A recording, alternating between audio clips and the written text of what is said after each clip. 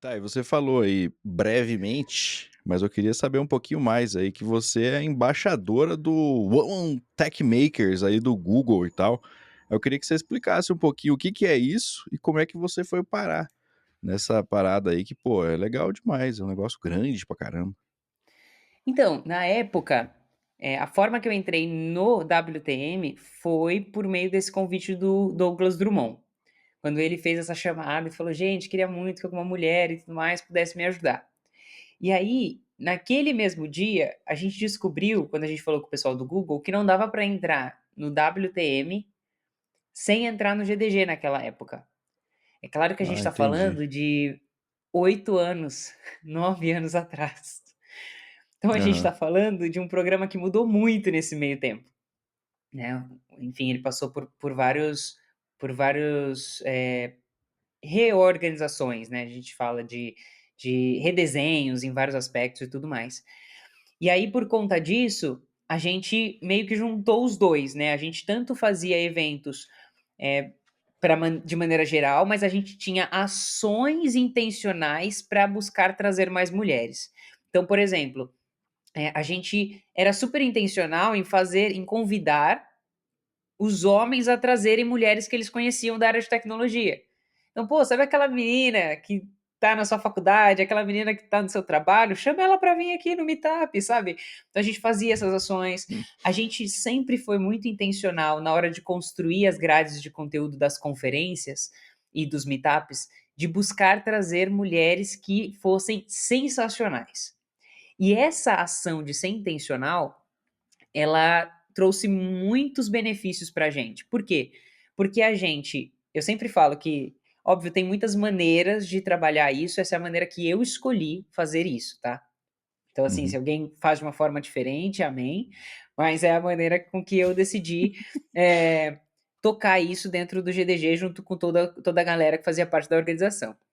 Eh, a gente não colocava qualquer pessoa, qualquer mulher para palestrar. A gente nunca foi por esse caminho, só por pôr. Claro que a gente Uhum. abria espaço para que pessoas que estavam iniciando pudessem compartilhar conhecimento, isso sempre aconteceu. Mas quando a gente falava sobre mulheres em tecnologia, a gente buscava ser muito intencional em trazer mulheres incríveis, porque tem um monte. Mulheres com nível de Vixe, tem mesmo. senioridade, mulheres com muito conhecimento, mulheres que se comunicavam bem. Por quê? Porque a gente sempre entendeu que essa questão de representatividade, ela precisa vir em 2 vias.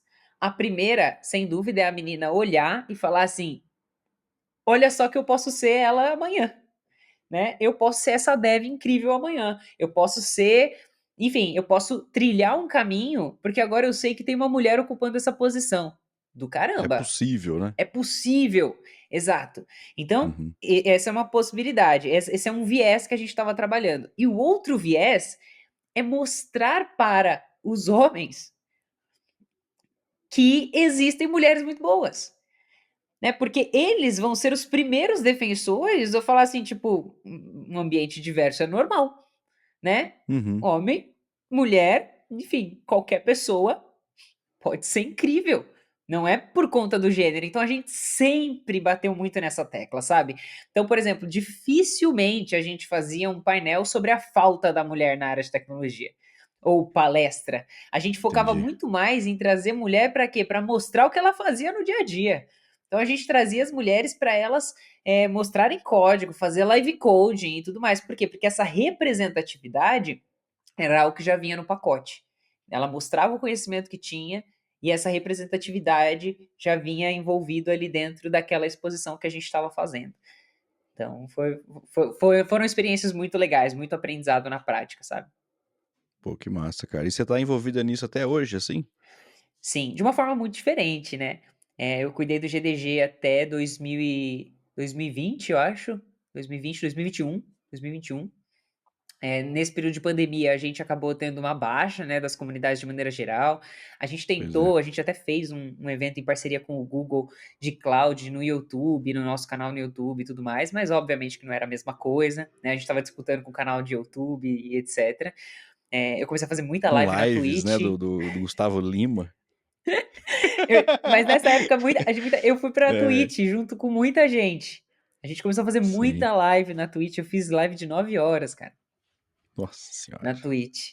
Nessa época da pandemia, Nossa. eram muitas lives, a É, não Twitch tinha o que estava fazer, bombando, né? não Aí tinha tinha o que que inventar, fazer. né, mano? É. Era muito divertido, era muito legal. Mas eu fui na organização até aquele período, porque depois disso eu me mudei de cidade. Foi quando o Grupo Primo, o Primo Rico, me chamou para trabalhar no Grupo Primo como head de educação. E aí eu tive que mudar para Barueri, para Alphaville, porque lá é que fica o escritório. Então foi o Entendi. momento onde eu saí de Campinas, eu saí dos arredores de Campinas, e acabei também me afastando um pouco dessa questão da organização prática. Mas o programa de embaixadoras eu continuo atualmente como embaixadora e eu descobri que eu sou uma das mais antigas no programa. Eu sou uma das. Acho que tem duas pessoas que são de 2016, que entraram no mesmo ano que eu, e uma pessoa que entrou em 2015 que ainda estão vigentes no programa, ativas, né, no Pô, programa. que legal. E assim, muitos os benefícios de fazer parte desse programa. O networking é maravilhoso, conhecer mais mulheres que estão na área de tecnologia sendo extremamente relevantes. Então, até para chamar, né, para palestra e tudo mais, você tem um networking maravilhoso. Você tem conexão com o mundo todo, tanto o GDG quanto o WTM. Então, eu lembro de Uhum. uma pessoa do GDG que estava indo para Alemanha. A gente entrou em contato com o GDG de lá e falou assim: olha, tem uma pessoa do GDG Campinas que está indo para aí e tal. Então, conexão com o mundo todo, tem GDGs em mais de cento e poucos países e a gente pode entrar em contato com essas pessoas, né? Tem os GDS também, que é um outro programa, então a gente também tem facilidade de ter contato com eles. E as viagens para o Vale do Silício, que sem dúvida essas foram coisas das quais eu não estava esperando, mas que É, isso aí, me coisa linda, levaram para um coisa outro linda. nível, tanto de mentalidade quanto networking e tudo mais. Pô. Mas assim, o pessoal fica com bastante curiosidade, assim, eu também, né? É tipo, pô, você falou aí, fui head de educação no Grupo Primo, do nada, assim, cara, como é que esse povo te encontrou? Você fez um processo seletivo, você pôs o seu currículo na GUP? Como é que foi pra você parar lá? Longe disso, longe disso. Nossa, eu nunca nem tinha imaginado trabalhar numa empresa focada em finanças, por exemplo, né, nunca tinha Aham. imaginado.